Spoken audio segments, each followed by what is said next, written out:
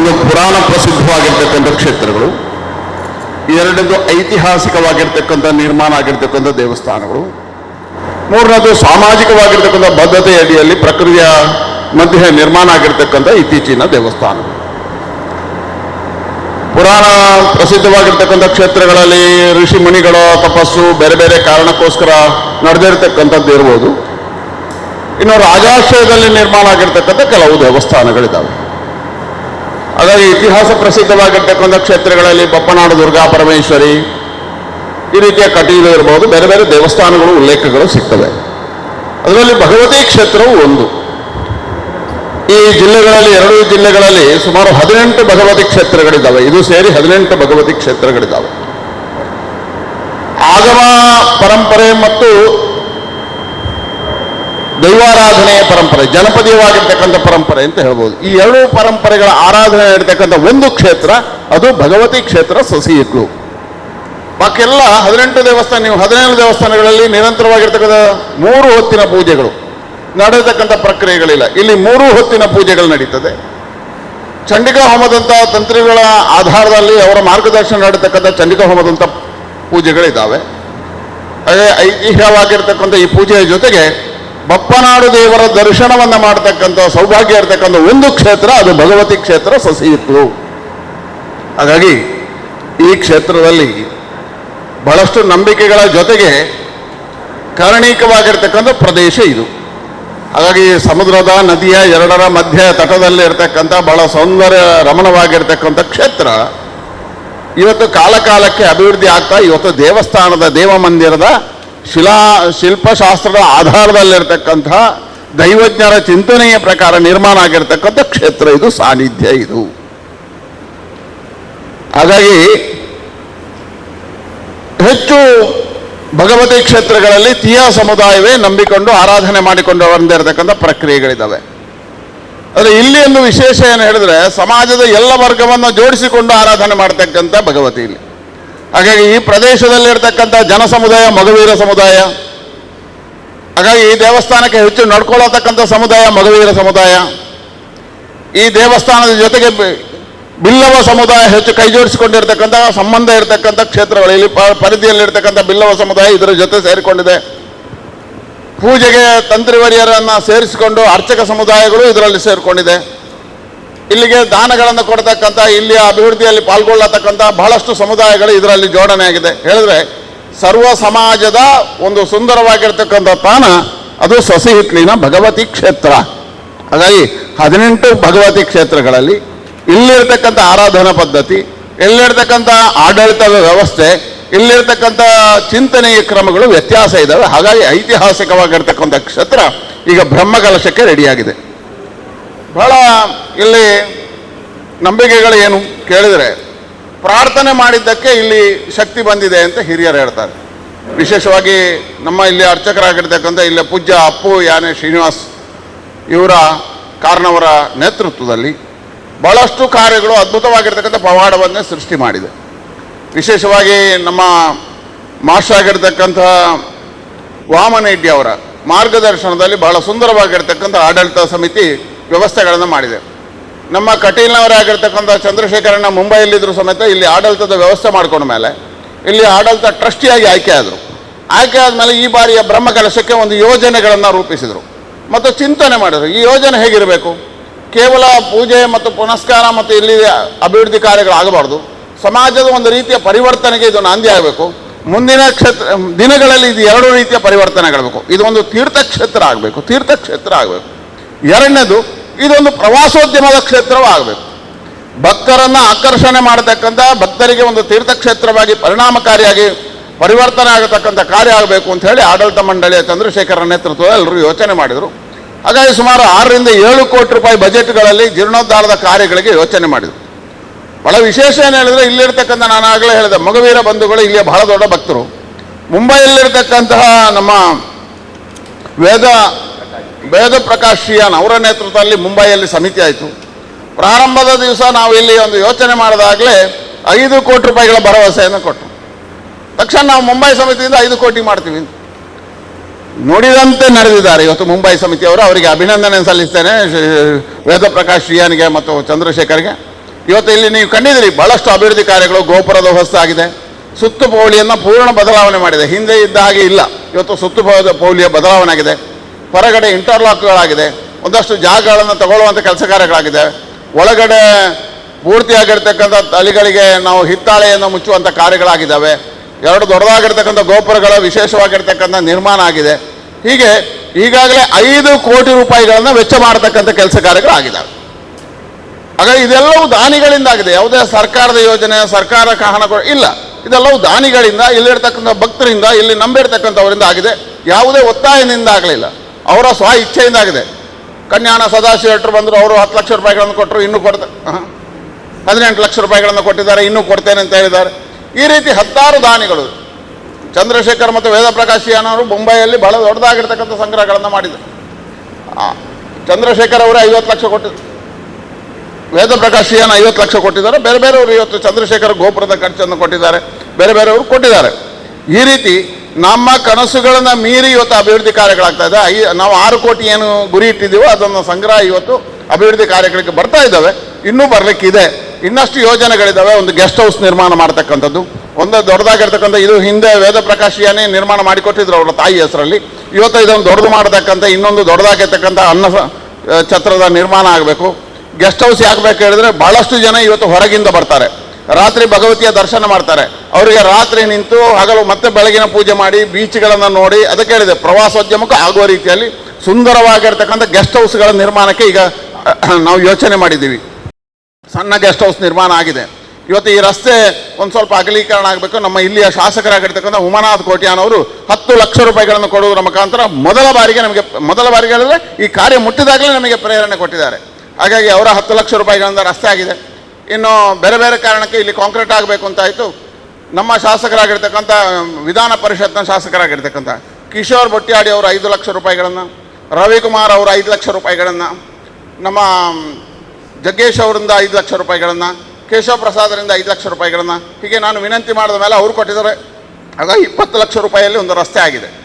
ಹೀಗೆ ಅಭಿವೃದ್ಧಿ ಕಾರ್ಯದ ಜೊತೆಗೆ ಸಾರ್ವಜನಿಕವಾಗಿರ್ತಕ್ಕಂಥ ಕಾರ್ಯಗಳನ್ನು ಮಾಡ್ತಾ ಮುಂದಿನ ದಿನಗಳಲ್ಲಿ ಈ ಕ್ಷೇತ್ರಕ್ಕೆ ಬರ್ತಕ್ಕಂಥ ಭಕ್ತರಿಗೆ ಅನುಕೂಲಗಳನ್ನು ಮಾಡ್ತಕ್ಕಂಥ ಯೋಜನೆಗಳೊಟ್ಟಿಗೆ ಈ ಸಾರಿಯ ಬ್ರಹ್ಮಕಲಶದ ಯೋಜನೆಗಳಾಗಿದ್ದಾವೆ. ಹಾಗಾಗಿ ಇದು ಒಂದು ತೀಯ ಸಮುದಾಯಕ್ಕೆ ಮಾತ್ರ ಸೀಮಿತ ಆಗದೆ, ತೀಯ ಸಮುದಾಯದ ನೇತೃತ್ವದಲ್ಲಿ ಎಲ್ಲ ಸರ್ವ ಸಮುದಾಯಗಳನ್ನು ಸೇರಿಸಿ ಭಗವತಿಯ ಆರಾಧನೆ ಮಾಡ್ತಕ್ಕಂಥ ಬ್ರಹ್ಮಕಲಶ ವಿಶೇಷವಾಗಿ ಆಗಿದೆ. ನಾವು ಈಗ ಯೋಚನೆ ಮಾಡಿದ ಪ್ರಕಾರ ಕಳೆದ ಬಾರಿ ಎಲ್ಲ ಅಂಕೆ ಸಂಖ್ಯೆಗಳನ್ನು ನೋಡಿ ಈ ಬಾರಿ ಸುಮಾರು 2 ಲಕ್ಷ ಭಕ್ತರು ಇಲ್ಲಿ ಬರಬಹುದು ಅನ್ನತಕ್ಕಂಥ ನಿರೀಕ್ಷೆಗಳಿದ್ದಾವೆ. ಹಾಗಾಗಿ ಮೊದಲಿಗೆ ಬ್ರಹ್ಮಕಲಶ ನಡೀತದೆ, 1 ತಿಂಗಳ ನಂತರ ನಡಾವಳಿ ಮತ್ತು ಭರಣಿ ಉತ್ಸವಗಳು ನಡೀತದೆ. ಭರಣಿ ನಡಾವಳಿ ನಿರಂತರವಾಗಿ ನಡೀತಕ್ಕಂಥ 5 ವರ್ಷಕ್ಕೊಂದ್ಸರಿ ನಡೀತಕ್ಕಂಥ ಕಾರ್ಯಕ್ರಮಗಳು ಈ ಸಾರಿ ಬ್ರಹ್ಮಕಲಶದ ಜೊತೆಗೆ 1 ತಿಂಗಳ ನಂತರ ಅದಕ್ಕೂ ಪೂರಕವಾಗಿರ್ತಕ್ಕಂಥ ಚಿಂತನೆಗಳನ್ನು ಮಾಡಿದ್ದೇವೆ. ಹಾಗಾಗಿ 4ನೇ ತಾರೀಕು ಇಲ್ಲಿಯ ಬ್ರಹ್ಮಕಲಶದ ಕಾರ್ಯಗಳು ಪ್ರಾರಂಭ ಆಗ್ತವೆ. 4ನೇ ತಾರೀಕು ಬೆಳಿಗ್ಗೆ ಲಕ್ಷ್ಮೀನಾರಾಯಣ ಆಸರಣರ ನೇತೃತ್ವದಲ್ಲಿ ದೀಪ ಪ್ರಜ್ವಲನೆ ಜೊತೆಗೆ ನಮ್ಮಲ್ಲಿ ಉಗ್ರಾಣ ಮುಹೂರ್ತ ಪ್ರಾರಂಭ ಆಗ್ತದೆ. ಆವತ್ತೇ 9 ಗಂಟೆಗೆ ನಮ್ಮ ಪಕ್ಕದಲ್ಲಿರ್ತಕ್ಕಂಥ ಜ್ಞಾನಶಕ್ತಿ ಸುಬ್ರಹ್ಮಣ್ಯ ದೇವಸ್ಥಾನದ ಅಲ್ಲಿಂದ ಇಲ್ಲಿಗೆ ಹೊರೆಕಾಣಿಕೆ ಮತ್ತು ಮಹಾಲಿಂಗೇಶ್ವರ ದೇವಸ್ಥಾನ, ಆ 2 ಮಧ್ಯೆಯಿಂದ ಇಲ್ಲಿಗೆ ಹೊರೆಕಾಣಿಕೆ ಹಸಿರುವಾಣಿ ಮೆರವಣಿಗೆ ಪ್ರಾರಂಭ ಆಗ್ತದೆ. ಆವತ್ತಿಂದ ನಮ್ಮ ಬ್ರಹ್ಮಕಲಶಗಳು ಪ್ರಾರಂಭ ಆಗ್ತದೆ. ಹಾಗಾಗಿ 5, 6, 7, 8 4 ದಿನಗಳ ಕಾಲ ನಿರಂತರವಾಗಿರ್ತಕ್ಕಂಥ 5 ದಿನಗಳ ಕಾಲ ನಿರಂತರವಾಗಿ ಇಲ್ಲಿ ಬ್ರಹ್ಮಕಲಶಗಳು ನಡೀತದೆ.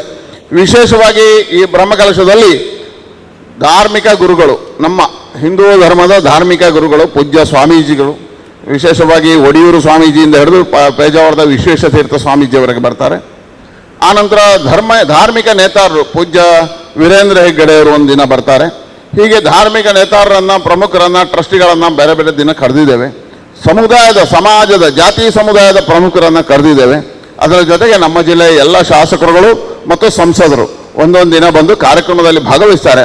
ವಿಶೇಷವಾಗಿ ನಿರಂತರವಾಗಿರ್ತಕ್ಕಂಥ ಅನ್ನದಾನ, ನಿರಂತರವಾಗಿ ಈಗಾಗಲೇ 42 ದಿನಗಳ ಭಜನೆ ಮುಗಿದಿದೆ. 48 ದಿನಗಳ ಭಜನೆ ಮುಗಿದಿದೆ. ಇನ್ನು ಎಕ್ಕಾ ಭಜನೆಗಳು ಒಂದಿನ ಮುಗೀತದೆ. ಕೊನೆಯವರೆಗೆ ನಾವು ಭಜನೆಗಳನ್ನು ನಿರಂತರವಾಗಿ ಮಾಡ್ತೇವೆ. ಬೆಳಗಿನಿಂದ ಸಂಜೆವರೆಗೆ ಪೂರ್ಣ 4 ದಿನವೂ ಸಾಂಸ್ಕೃತಿಕ ಕಾರ್ಯಕ್ರಮಗಳನ್ನು ಜೋಡಿಸಿದ್ದೇವೆ.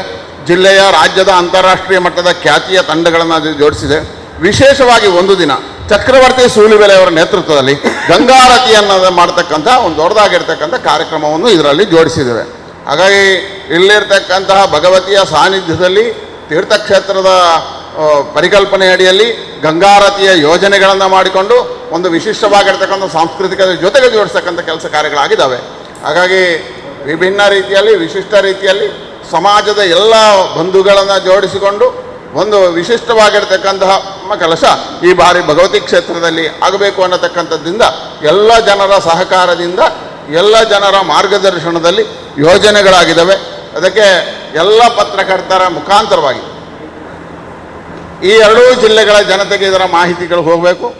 ಅದರ ಮುಖಾಂತರ ಎಲ್ಲ ಭಕ್ತರನ್ನು ನಾವು ಇಲ್ಲಿಗೆ ಆಹ್ವಾನ ಮಾಡ್ತೇವೆ. ಜಿಲ್ಲೆಯ ಕರಾವಳಿ ಜಿಲ್ಲೆಗಳ ಮತ್ತು ರಾಜ್ಯದ ಎಲ್ಲ ಜನ ಭಕ್ತರು ಇಲ್ಲಿ ಬರಬೇಕು. ಭಗವತಿಯ ಈ ವಿಶಿಷ್ಟವಾಗಿರ್ತಕ್ಕಂಥ ಬ್ರಹ್ಮಕಲಶದಲ್ಲಿ ಭಾಗವಹಿಸಬೇಕು. ಆ ತಾಯಿಯ ಆಶೀರ್ವಾದವನ್ನು ಪಡಿಬೇಕು ಅಂತ ಹೇಳುವಂಥ ವಿನಂತಿಯನ್ನು ನಿಮ್ಮ ಮುಖೇನ ಮಾಡ್ತಾ ಇದ್ದೇನೆ. ಮತ್ತು ಎಲ್ಲ ಪತ್ರಕರ್ತರಿಗೆ ನಮ್ಮ 4 ದಿನಗಳ ಕಾರ್ಯಕ್ರಮಗಳಲ್ಲಿ ಮತ್ತು ಮುಂದಿನ ತಿಂಗಳು ನಡೆಯತಕ್ಕಂಥ ಭರಣಿ ಮತ್ತು ನರವಳಿ ಉತ್ಸವದಲ್ಲಿ ತಾವೆಲ್ಲರೂ ಬಂದು ಭಾಗವಹಿಸಿ ಆ ತಾಯಿಯ ಪ್ರಸಾದವನ್ನು ಸ್ವೀಕಾರ ಮಾಡಬೇಕು ಅಂತ ಹೇಳುವಂಥ ವಿನಂತಿಯನ್ನು ನಿಮ್ಮ ಮುಂದೆ ಇಡ್ತಾ ಇರ್ತಕ್ಕಂಥ ಸಂಕಲ್ಪವನ್ನು ಮಾಡಿದ್ದೇವೆ. 6ನೇ ತಾರೀಕಿನ ದಿನ ನಮ್ಮ ಮಾತೃ ಸಮಿತಿ ಇದೆ. ಮಾತೃ ಸಮಿತಿ ಕಸ್ತೂರಿ ಪಂಜ ಅವರು ನೇತೃತ್ವದಲ್ಲಿದೆ.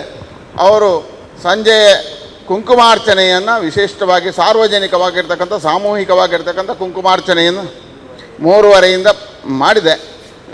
ಸುಮಾರು ಒಂದು 3,000 ರಿಂದ 4,000 ಮಹಿಳೆಯರು ಬರಬಹುದು ಅಂತ ಸಂಕಲ್ಪಗಳಿದ್ದಾವೆ, ಯೋಚನೆ ಮಾಡ್ತಾ ಇದ್ದಾರೆ. ಎಲ್ಲ ಮಾತೃಶಕ್ತಿಯನ್ನು ನಾನು ಇದರ ಮುಖಾಂತರ ವಿನಂತಿ ಮಾಡ್ತೇನೆ.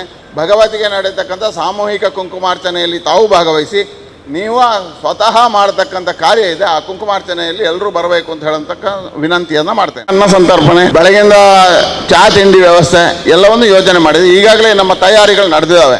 ಪಾಕಶಾಲೆಯ ಕಾಮಗಾರಿಗಳು ನಡೀತಾ ಇದೆ, ಭೋಜನ ಶಾಲೆಯ ಕಾಮಗಾರಿ ನಡೀತಾ ಇದೆ, ಸಾಂಸ್ಕೃತಿಕ ಸಭೆಗಳು ನಡೆಯತಕ್ಕಂಥ ಕಾಮಗಾರಿಗಳು ಪ್ರಾರಂಭ ಆಗಿ ಕೆಲಸ ಕಾರ್ಯಗಳು ಮುಗಿತಾ ಇದ್ದಾವೆ. ಸುಮಾರು 80% ಕಾಮಗಾರಿಗಳು ನಮ್ಮದು ಕಾಮಗಾರಿಯೂ ಮುಗಿದಿದೆ, ಬಾಕಿ ಉಳಿದಂಥ ವ್ಯವಸ್ಥೆಯೂ ಮುಗಿತಾ ಇದೆ. ಬರ್ತಕ್ಕಂಥ ಭಕ್ತರಿಗೆ ಪಾರ್ಕಿಂಗ್ ವ್ಯವಸ್ಥೆಯನ್ನು ಭಾಳ ಚೆನ್ನಾಗಿ ಮಾಡಬೇಕು ಅಂತ ಹೇಳ್ತಕ್ಕಂಥ ಯೋಜನೆಗಳಿದ್ದಾವೆ. ಬಂದಂಥ ಭಕ್ತರಿಗೆ ಯಾವುದೇ ರೀತಿಯ ಅಡೆತಡೆಗಳಾಗಬಾರ್ದು, ಸಣ್ಣ ತೊಂದರೆ ಆಗಬಾರ್ದು ಅಂತ ಹೇಳ್ತಕ್ಕಂಥ ದೃಷ್ಟಿಯಿಂದ ನಮ್ಮ ಎಲ್ಲ ಸಮಿತಿಗಳು ಸುಮಾರು 20-22 ಸಮಿತಿಗಳು ಅಹೋರಾತ್ರಿ ದುಡಿತಾ ಇದ್ದಾರೆ. ಭಾಳ ವ್ಯವಸ್ಥಿತವಾಗಿ ಅಚ್ಚುಕಟ್ಟಾಗಿರ್ತಕ್ಕಂಥ ಶುಚಿತ್ವ, ಬಾಕಿ ಉಳಿದಂಥ ರಕ್ಷಣೆ ಇದೆಲ್ಲವನ್ನು ಮಾಡಬೇಕು ಅಂತ ಹೇಳ್ತಕ್ಕಂಥ ದೃಷ್ಟಿಯಿಂದ ಮಾಡ್ತಾ ಇದ್ದಾರೆ.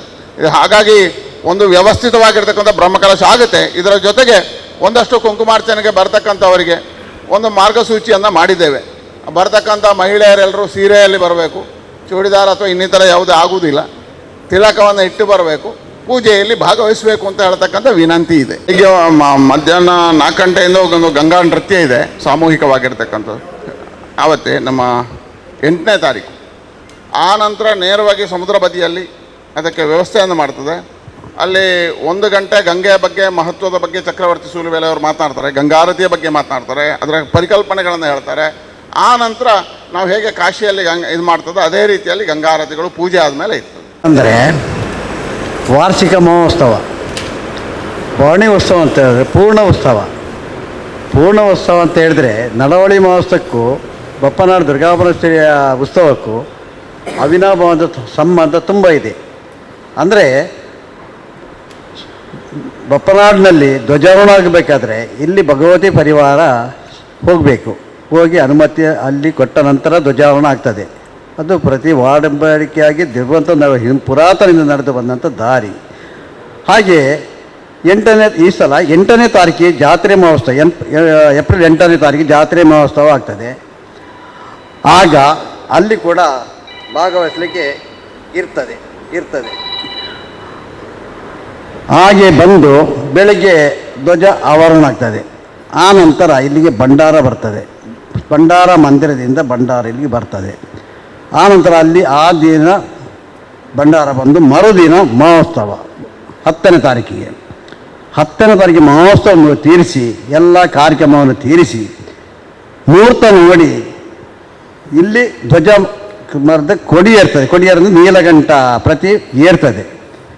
ಏರಿ ಅದರಿಂದ 5 ದಿನದ ಉತ್ಸವ ಇಲ್ಲಿ ನಡೀತದೆ.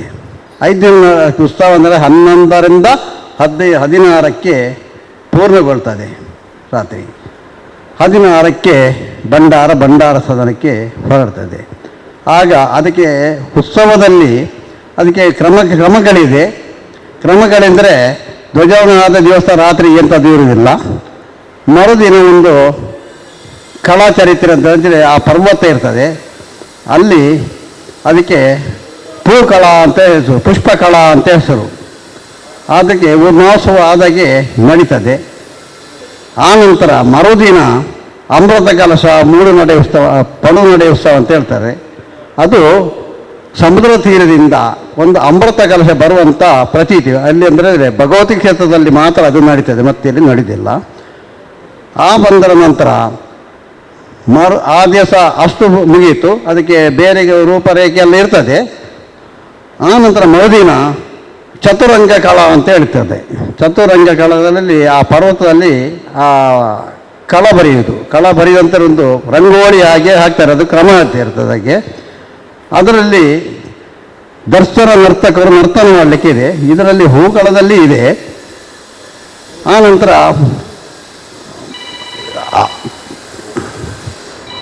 ಆನಂತರ ಅದಕ್ಕೆ ಕಂಚುಳು ಸೇವೆ ಅಂತೆಲ್ಲ ಇರ್ತದೆ. ಈ ಆಯ್ರ ತಿರಿ ಅಂತ ಹೇಳ್ತಾರೆ. ಆಯ್ತು ಅಂದರೆ ತಿರಿ ಹೀಗೆ ಇಟ್ಟು ಅದರಲ್ಲಿ ನರ್ತನದವರು ಆಟ ಆಡಲಿಕ್ಕಿದೆ. ಆ ದಿನ ಅಲ್ಲಿಗೆ ಅದು ಸಮಾಪ್ತಿ ಆಯಿತು. ಮರುದಿನ ಸರ್ಪಕಳ ಅಂತ ಬರ್ತದೆ. ಸರ್ಪಕಳ ಅಂತಾರೆ ಅದೊಂದು ಆ ಕಳದಲ್ಲಿ ಸರ್ಪನ ರೂಪ ರಂಗೋಲಿ ಅಂತಂದರೆ ನಾವು ಈಗ ನಾಗಮಂಡಲ ನೋಡಿರ್ಬೋದು, ಆ ರೂಪದಲ್ಲಿ ಬರ್ತದೆ. ಉತ್ಸವಾದಿಗಳೆಲ್ಲ ಮುಗಿದು ಕೊನೆಗೆ ಸರ್ಪಕಳ ಆದ ನಂತರ ಅದೇ ಕಂಚುಲು ಸೇವೆ ಇದೆಲ್ಲ ಇರ್ತದೆ. ಕಂಚುಲು ಸೇವೆ, ಮಡಸ್ಥಾನ ಇದೆಲ್ಲ ಇರ್ತದೆ. ಅದರ ಮೊದಲ ದಿವಸ ತುಂಬ ಮಡಸ್ಥಾನ ಇರ್ತದೆ ವಾರ್ಷಿಕೋತ್ಸವದಲ್ಲಿ. ಆ ನಂತರ ಎಲ್ಲ ಅಂದಿನ ಕಾರ್ಯಕ್ರಮ ಮುಗಿಸಿ ಧ್ವಜ ಆವರಣ ಆಗ್ತದೆ. ಆ ಹರಕೆ ಇತ್ಯಾದಿಗಳನ್ನು ಮುಗಿಸಿ ಭಂಡಾರ ನಿರ್ಗಮನ ಆಗ್ತದೆ. ಅದು ಇಲ್ಲಿಯ ಪೌರ್ಣಮೋತ್ಸವದ ಒಂದು ಮಹತ್ವ. ಅದಕ್ಕೆ ಕ್ರಮಬದ್ಧವಾಗಿ ಮಲ್ಲಿಗೆ ಪೂರ್ವ ಸಿದ್ಧತೆಯಲ್ಲಿ ನಡೀತಾ ಉಂಟು. ಹಾಗೆಯೇ ಅದರ ಜೋಡಣೆಗಳು ಹಂತ ಹಂತವಾಗಿ ನಡೀತಾ ಉಂಟು. ಈಗ ತಯಾರಾಗಿ ಇದೆ.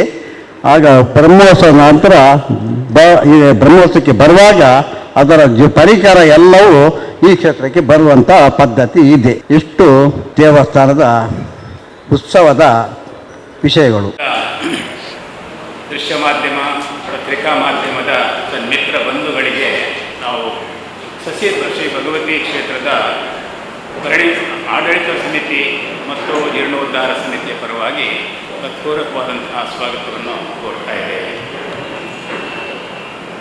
1995ರಲ್ಲಿ, 2014ರಲ್ಲಿ ಮತ್ತು 2026ರಲ್ಲಿ ನಾವು ಪ್ರತ್ಯಕ್ಷ ಕಂಡ ಮತ್ತು ಕಾಣುತ್ತಿರುವಂತಹ ಈ ಅಭಿವೃದ್ಧಿ ಕಾರ್ಯಗಳು ಮತ್ತು ಬ್ರಹ್ಮಕಲಶೋತ್ಸವ ಮಹಾ ಒಂದು ಉತ್ಸವ. ಒಂದು ಕಾಲದಲ್ಲಿ ಬರೀ ಒಂದು ಹುಲ್ಲಿನ ಚಾವಣಿ ಮತ್ತು ಹಂಚು ಹೊದಿಸಿದಂತಹ ಒಂದು ಗುಡಿ. ಅನಂತರದ ಬೆಳವಣಿಗೆಯಲ್ಲಿ 1995ರಲ್ಲಿ ಈ ಕ್ಷೇತ್ರ ದಿವಂಗತ ನಾರಾಯಣ ಸ್ವಾಮಿಲ್ ಅವರ ನೇತೃತ್ವದಲ್ಲಿ ವಿವಿಧ ಕಾಮಗಾರಿಗಳ ಮುಖಾಂತರ ಅದಕ್ಕೊಂದು ಕ್ಷೇತ್ರದ ರೂಪವನ್ನು ಪಡೆದುಕೊಂಡಿದೆ. ಆ ಸಂದರ್ಭದಲ್ಲಿ ಖರ್ಚು ವೆಚ್ಚಗಳ ಮಿತಿ ಇತ್ತು ಮತ್ತು ಆರ್ಥಿಕ ಸ್ಥಿತಿಗಳು ಬಹಳ ಕೆಳಸ್ತರದಲ್ಲಿ ಬೇಕಾದಷ್ಟೇ ಅಭಿವೃದ್ಧಿ ಕಾರ್ಯಗಳನ್ನು ಮಾಡಿಕೊಡಬೇಕು. ಈ ಗ್ರಾಮ ಸಸ್ಯೇಶ್ವರ ಗ್ರಾಮ ಸುಮಾರು 500 ಮನೆಗಳಿರುವಂತಹ ಚತುರ್ವರ್ಣಸ್ಥರಿರುವಂತಹ ಒಂದು ಕರಾವಳಿ ತೀರದ ಕಾಲದಲ್ಲಿ ಭಗವತಿ ಬಂದು ಕೇರಳದಿಂದ ಬಂದ ಈಗಿನ ತನಕ ಅಂತೂ ವಿಶ್ರಾಂತಿ ಪಡೆದು ಸಮಸ್ಯೆಯಾಗಿ ಭಗವತಿಯಲ್ಲಿ ನೆಲೆಯಾದರು. ಜೊತೆಗೆ ಬಂದಿರುವಂತಹ ಆ ದುರ್ಗಾಶಕ್ತಿ ಉಪನಾಡಿನಲ್ಲಿ ನೆಲೆಯಾಯಿತು. ಅಂದಿನ ಅನ್ಯೋನ್ಯ ಸಂಬಂಧಗಳು ಇಂದಿಗೂ ಬೆಳೆದು ಉಳಿದುಕೊಂಡು ಬಂದಿರುವಂತಹದ್ದೇ ಬಹಳ ಸಂತೋಷದ ವಿಷಯ. ಸಂಸ್ಕೃತಿ, ಸಂಸ್ಕಾರ, ಆಚಾರ, ವಿಚಾರ ಎಲ್ಲವುಗಳಲ್ಲಿ ವಿಭಿನ್ನವಾಗಿರುವಂತಹ ಒಂದು ಕ್ಷೇತ್ರ ಸಸ್ಯೇಶ್ವರ ಭಗವತಿ ಕ್ಷೇತ್ರ. ಇಂದು ಎಲ್ಲರ ಭಕ್ತರ ವತ್ಸಲೆಯ ತಾಯಿ ಸದಾ ಅನುಗ್ರಹೀತರಾಗಿದ್ದಾಳೆ, ಎಲ್ಲರನ್ನೂ ಅನುಗ್ರಹಿಸುತ್ತಾಳೆ ಎನ್ನುವಂತಹ ಒಂದು ನಂಬಿಕೆ ಮತ್ತು ಅದರ ಪ್ರಭಾವ ಇವುಗಳಿಂದ ಜನ